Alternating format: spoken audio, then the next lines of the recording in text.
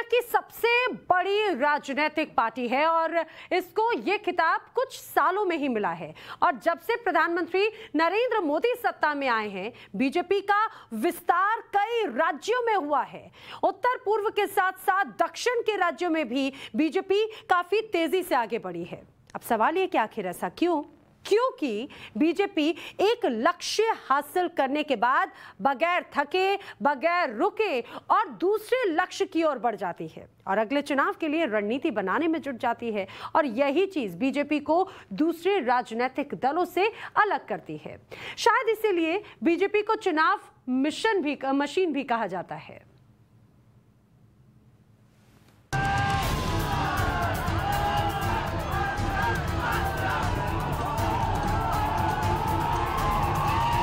फूलों से सजी गाड़ी पर प्रधानमंत्री नरेंद्र मोदी का रोड शो।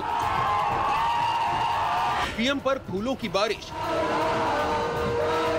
और मोदी हाथ हिलाकर लोगों का अभिवादन करते हुए आगे बढ़ते जा रहे हैं। ये रोड शो, ये विजय उत्सव उत्तर प्रदेश चुनाव की जीत से कहीं ज्यादा भविष्य में होने वाले विधानसभा चुनाव की तैयारी का प्रदर्शन है। उत्तर प्रदेश चुनाव के नतीजे आए 24 घंटे भी नहीं हुए थे कि प्रधानमंत्री नरेंद्र मोदी ने गुजरात के अहमदाबाद में भव्य रोड शो किया। शुक्रवार को अहमदाबाद में रोड शो के अगले दिन शनिवार को गांधीनगर में भी प्रधानमंत्री ने रोड शो कर दिया। गुजरात में लगातार 2 दिन के अंदर 3 रोड शो। अगले 1 महीने में ना तो गुजरात में चुनाव है और ना ही किसी दूसरे राज्य में। फिर पीएम मोदी ने इतना भव्य रोड शो क्यों किया? इस सवाल का जवाब बीजेपी को करीब से जानने वाले वरिष्ठ पत्रकार आसानी से बता सकते हैं।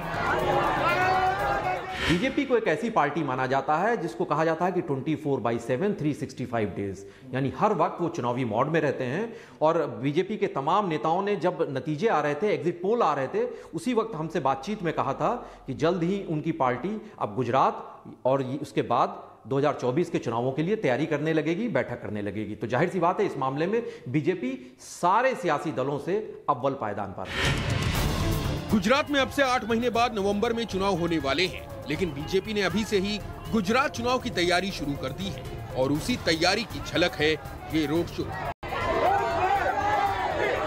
सिर्फ गुजरात ही नहीं, बीजेपी ने तो 2 साल बाद होने वाले 2024 लोकसभा चुनाव की तैयारी भी अभी से ही शुरू कर दी है। खुद इसका संकेत गुरुवार को नई दिल्ली में प्रधानमंत्री नरेंद्र मोदी ने दे दिया। जब लोकसभा में हम दोबारा जीत करके आए तो ज्ञानियों ने कहा था कि भाई 2019 के जीत में क्या है, ये तो 2017 में ही तय हो गई थी, क्योंकि 2017 में यूपी का रिजल्ट आया था। मैं मानता हूं इस बार भी ये ज्ञानी जरूर कहने की हिम्मत करेंगे कि 2022 के नतीजों ने 2024 के नतीजे तय कर दिए हैं।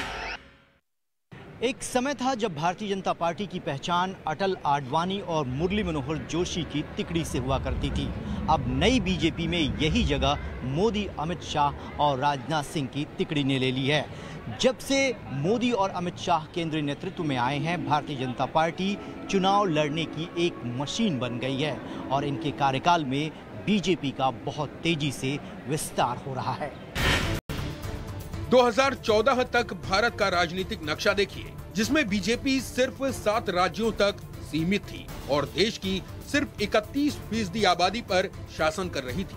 लेकिन मोदी के प्रधानमंत्री बनने के साथ बीजेपी देश के ऐसे ऐसे हिस्सों में पहुंच गई जिसके बारे में राजनीतिक पंडित भी अनुमान नहीं लगा सके। 2022 में नक्शा में भगवा रंग कितना भर गया। तो अब बीजेपी देश के 18 राज्यों में या तो पूर्ण रूप से या फिर गठबंधन के साथ सत्ता में है। अब बीजेपी उत्तर पूर्व में भी है और दक्षिण में भी है। बीजेपी एक ऐसी पार्टी है, दरअसल 2014 के बाद से लगातार जो भी चुनाव हुए, हमने देखा कि बीजेपी के हक में जो सबसे शुरुआती दांव जाता है, किसी भी चाहे सियासत हो या खेल, कहा जाता है कि जो शुरुआती चरण में लीड लेता है वही आगे बढ़ता है, उसके चांसेस भी ज्यादा होते हैं। और बीजेपी के पास संगठन मजबूत है, कार्यकर्ताओं की एक बड़ी टीम है। बीजेपी हर बड़े चुनाव को क्यों बड़ी ही आसानी से जीत लेती है, इस सवाल का जवाब आपको ग्राफिक्स के जरिए समझाते हैं। बीजेपी के पास एक मजबूत संगठन है। देश भर में आरएसएस के कार्यकर्ताओं का कैडर है।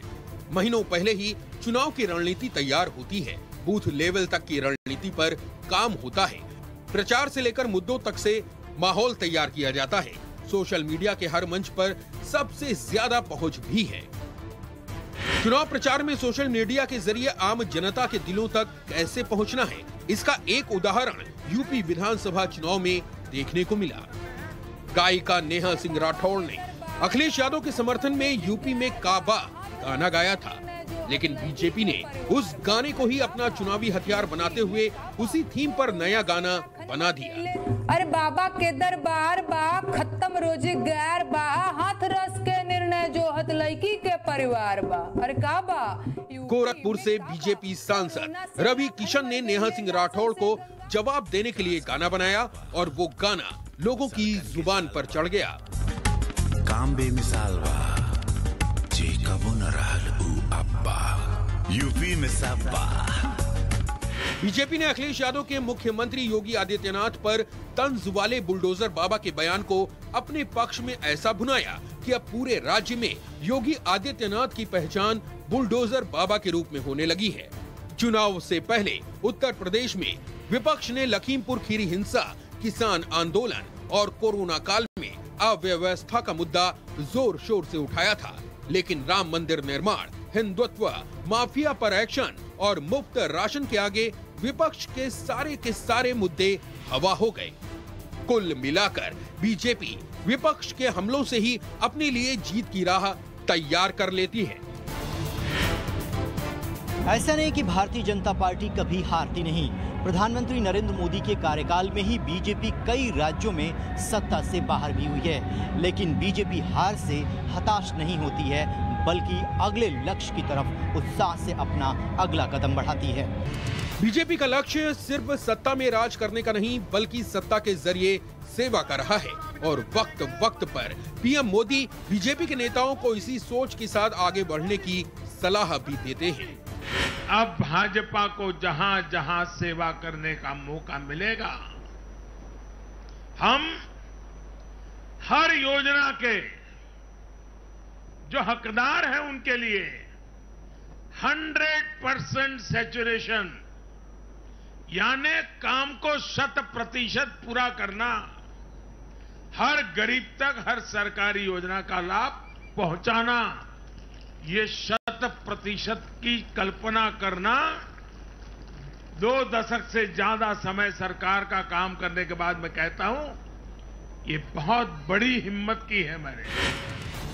बीजेपी की रणनीति के आगे फिलहाल देश की कई छोटी बड़ी पार्टियां कहीं नहीं टिकती, ना ही रणनीति में और ना ही जनता के दिल तक पहुंचने में, और इसी वजह से चुनावी मशीन बीजेपी के आगे सारी पार्टियां फेल हो रही हैं। ब्यूरो रिपोर्ट, टाइम्स नाउ, नव भारत।